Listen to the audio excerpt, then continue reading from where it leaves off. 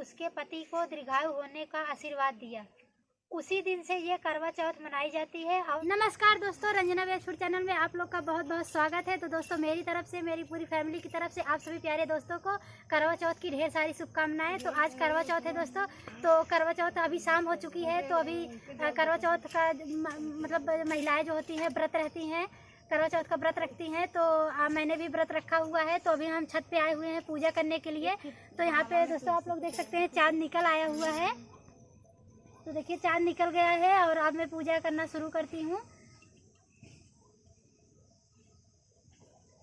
तो दोस्तों आप लोग बताइएगा ज़रूर कि आज मैं कैसी लग रही हूँ।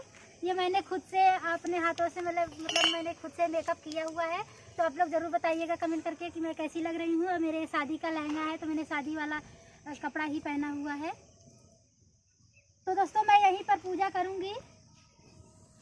तो सभी सामान को मैं एक परात में सेट करके लेकर आई हुई हूँ।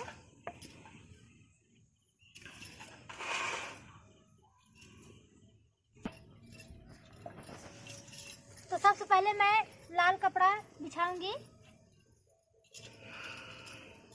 तो यहाँ पर मैंने दोस्तों पानी से धुल दिया हुआ था ज़मीन को, फिर इसके ऊपर उसके बाद ईंट बिछाया हुआ है। तो इसके ऊपर मैं लाल कपड़ा बिछा रही हूँ और इसके ऊपर मैं फोटो रखूंगी करवा माता की। तो सबसे पहले मैं सारा सामान यहाँ पर रख लेती हूँ।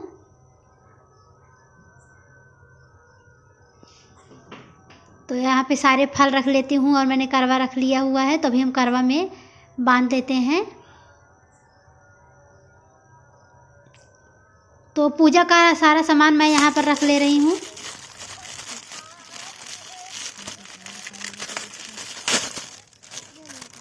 ये मैंने चलनी लिया हुआ है। देखिए आप लोग बताइएगा कमेंट करके दोस्तों कि मेरी चलनी कैसी लग रही है। तो यहाँ पे मैं दीपक जला ले रही हूँ और मैं करवा माता की पूजा कर ले रही हूँ।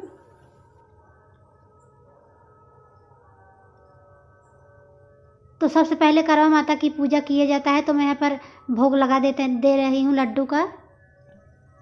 और ये मैंने कुछ खाना बनाया हुआ है, इसका भी मैं भोग लगा दे रही हूँ। करवा माता को चढ़ा दे रही हूँ। ये मैंने पंजीरी बनाया हुआ था, इसको भी चढ़ा दे रही हूँ। और ये फूल, और ये देखिए दोस्तों मैं सिंदूर टीकूंगी जो मैंने चौथ बनाया हुआ था उस पर। और अब मैं करवा माता को लगा दे रही हूँ सिंदूर। और उसी में से अब थोड़ा सा सिंदूर मैं भी लगाऊंगी।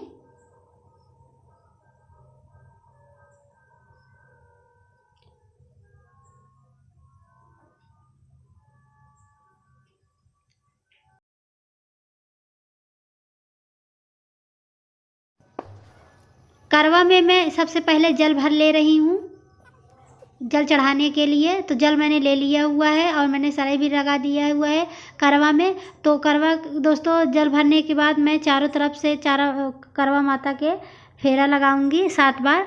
तो जब एक बार हो जाएगा तो एक सराय में निकाल के रख देती हूँ। ऐसे ही करके हमको 7 बार करना है। तो मैं 7 बार फेरा लगा ले रही हूँ करवा माता की। देखिए एक सराय निकाल के रख देते हैं। तो हमारे यहाँ दोस्तों ऐसे ही पूजा किया जाता है। आप लोग के यहाँ कैसा किया जाता है कमेंट करके बताइएगा।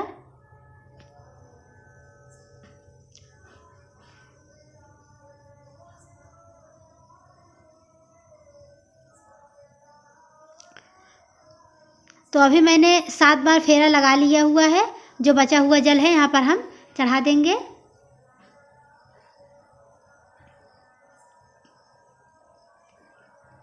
तो देखिए करवा माता की पूजा हमने कर लिया हुआ है। तो दोस्तों मैंने पूजा कर लिया हुआ है, करवा माता का भी पूजा किया हुआ है। तो पूजा करने के बाद अब मैं करवा चौथ की कहानी पढ़ती हूँ। कथा जिसको बोलते हैं, मैंने एक किताब लिया हुआ है। तो मैं एक कथा पढ़कर आप लोग को सुनाती हूँ। प्राचीन काल में एक करवा नाम की स्त्री महान पतिव्रता थी जो अपने पति के साथ नदी के किनारे एक गांव में रहती थी। एक दिन उसका पति नदी में स्नान करने को गया।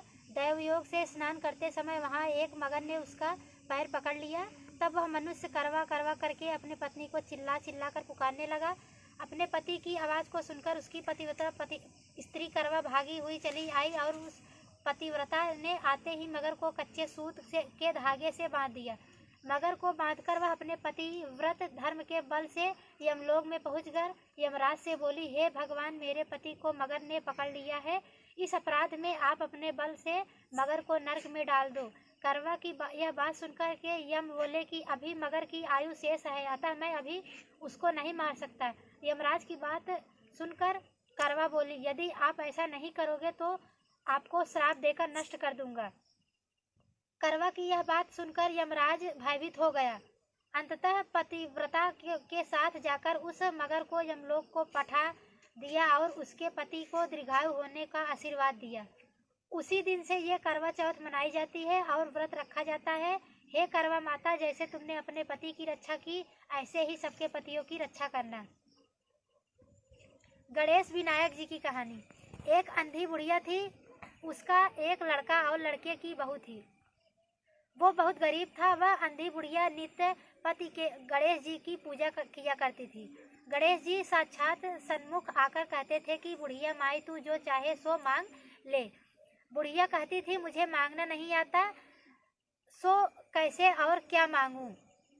तब गणेश जी बोले कि अपने बहू बेटे से पूछकर मांग ले। तब बुढ़िया ने अपने पुत्र और बहू से पूछा तो बेटा बोला कि धन मांग ले और बहू ने कहा कि नाती मांग ले। तब बुढ़िया ने सोचा कि बेटा बहू तो अपने अपने मतलब की बातें कर रहे हैं, अतः सब बुढ़िया ने पड़ोसियों से पूछा। तो पड़ोसियों ने कहा कि बुढ़िया, तेरे थोड़ी सी जिंदगी है, क्यों ना मांगे धन और नाती, तू तो केवल अपने नेत्र मांग ले, जिससे तेरी शेष जिंदगी सुख से व्यतीत हो जाए। उस बुढ़िया ने बेटे और बहू तथा पड़ोसियों की बात सुनकर घर में जाकर सोचा, जिससे बेटा बहू और मेरा सबका ही भला हो, वह भी मांग लूँ और अपने मतलब की चीज़ भी मांग लूँ। जब दूसरे दिन श्री गणेश जी आए तब बोले बुढ़िया माई, क्या मांगती है? हमारा वचन है, जो तू मांगेगी सो ही पाएगी। गणेश जी के वचन सुनकर बुढ़िया बोली, हे गणराज, यदि आप मुझ पर प्रसन्न हैं तो मुझे ना करोड़ की माया दे, निरोगी काया दे, अमर सुहाग दे, आंखों में प्रकाश दे, नाती पोता दे और समस्त परिवार को सुख दे और अंत में मोक्ष दे। बुढ़िया की बात सुनकर गणेश जी बोले, बुढ़िया माँ, तूने मुझे ठग लिया। खैर, जो कुछ तूने मांग लिया वह सभी तुझे मिलेगा। यूँ कहकर गणेश जी अंतर्ध्य हो गए। हे गणेश जी, जैसे बुढ़िया माँ के मांगे अनुसार आपने सब कुछ दिया है, वैसे ही सबको देना और सबको भी देने की कृपा करना। तो अब मैं चाँद की पूजा करूँगी। तो सबसे पहले मैं अगरबत्ती और दीपक जला ले रही हूँ। इधर देखिए चाँद निकला हुआ है।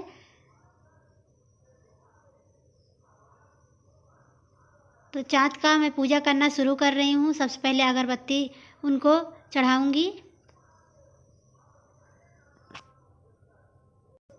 अब मैं आरती उतारूँगी चाँद की।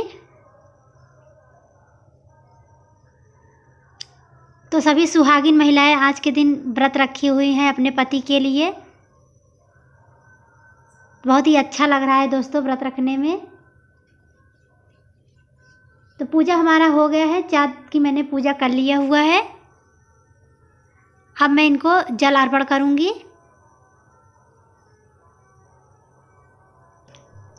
इस समय मेरी बेटी सो रही थी दोस्तों, तो मैंने जल्दी जल्दी से पूजा कर लिया हुआ है। तो चाँद की पूजा हो गई है। तो अब पति देव की पूजा करना रह गया है। तो अब यहाँ पे मैं थाली सजा लेती हूँ अपने पति देव की पूजा करने के लिए। तो यहाँ पे मैं फूल रख लेती हूँ और मैंने अक्षत रखा हुआ है, रोली और दीपक। तो दीपक को भी मैं जला लेती हूँ। तो दीपक हमारा जल गया है।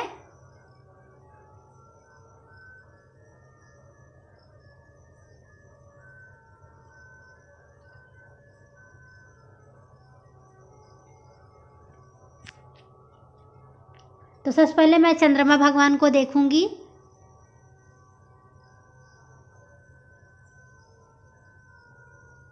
और अब मैं अपने पति को देखूंगी।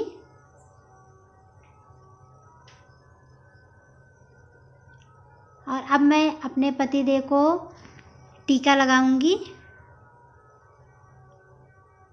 तो दोस्तों मेरी बड़ी वाली दीदी मुझे बता रही थी कि किस तरीके से करना है, क्योंकि मेरा ये पहला करवा चौथ था। तो मैं हर बार उनसे पूछ करके काम कर रही थी। तो मेरी बड़ी दीदी हर बार मुझे बता रही थी ऐसा कीजिए ऐसा, तो मैं वैसे ही कर रही थी। तो अभी मैं अपने पतिदेव की आरती उतार ले रही हूँ। अब मैं उनका पैर छू करके आशीर्वाद लूँगी।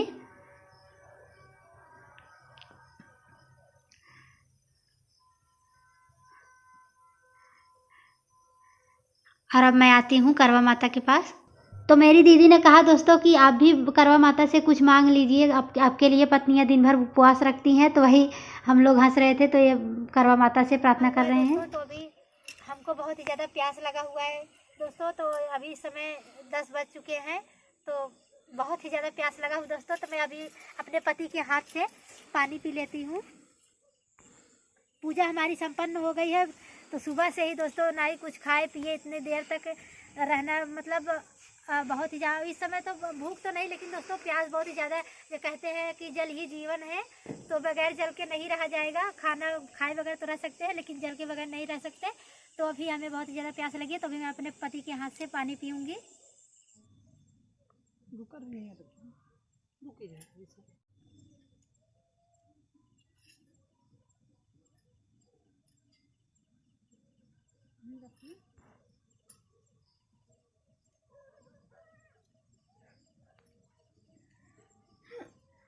पानी पानी पानी पानी पिलावा।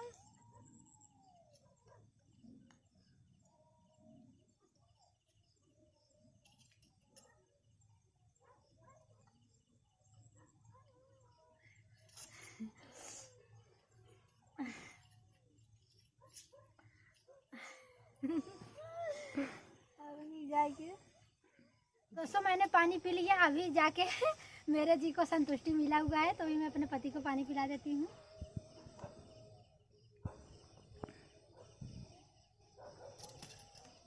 तो दोस्तों कहते हैं जल ही जीवन है, तो बगैर पानी के तो कोई इंसान भी नहीं रह सकता। खाना के बगैर तो रह सकते हैं, लेकिन पानी के बगैर नहीं रह सकते। तो अभी हमारी करवा चौथ की पूजा यहीं पर संपन्न हो गई है दोस्तों।